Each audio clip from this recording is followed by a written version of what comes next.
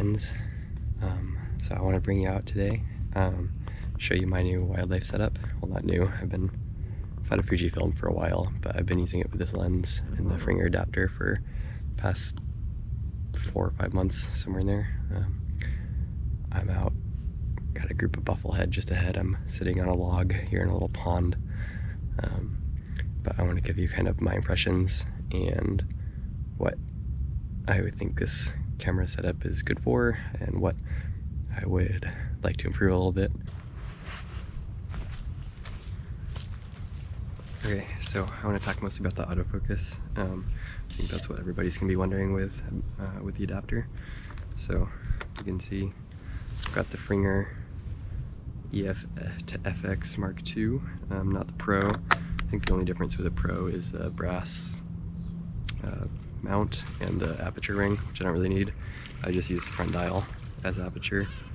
The biggest downfall for me right off the bat is the lack of weather sealing on the adapter. So this lens has it, the body has it, but the adapter does not have a weather sealing ring, so you lose that.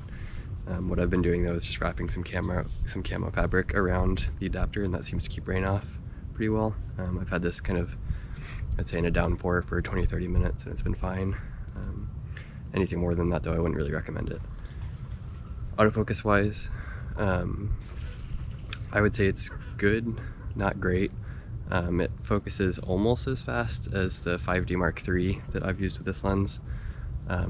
Exponentially better than my old Sony body with the MC11 adapter on the Sigma version of this lens, the 600 zoom.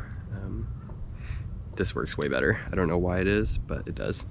It can focus, I mean, you saw it in the marsh, it'll focus through reeds and stuff. It tracks really well.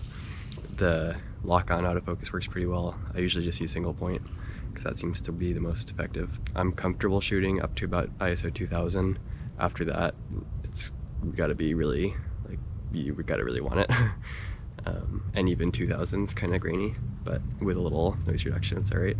So you'll notice I've been playing some photos and maybe some video if I can find it, clips for you throughout the video. That's all stuff I've shot with this exact combo over the last 3 or 4 months. Almost all of it's been wide open at f6.3 at the long end. That's the maximum aperture you can use on this lens at 600mm. I find that that's pretty much sharp enough, and going down to f7.1 you might gain a little bit, but it's not really too noticeable. In terms of handling, I would say it balances okay. Obviously, I mean, you can see the size difference between these two. The camera is pretty tiny compared to the lens, but if you kind of risk it, you can hold it like that. I wouldn't really recommend that with the adapter. The camera's pretty small, but it could be worse. Again, I used my old Sony with the little 6300, and it was horrible. It was almost impossible to hold.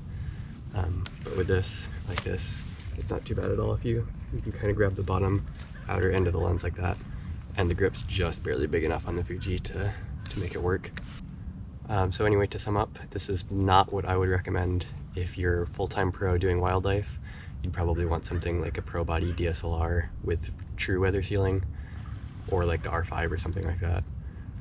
But if you need the Fujifilm like I do to do video and filmmaking otherwise, I would say this is a great combo to kind of get you by with just one body instead of having to have another dedicated wildlife camera. So anyway, thanks for watching. Make sure to stay tuned. I'm gonna do some more wildlife content on this channel. So I've got some big plans coming up, and including photo work with this camera and video as well. So yeah, thanks for watching.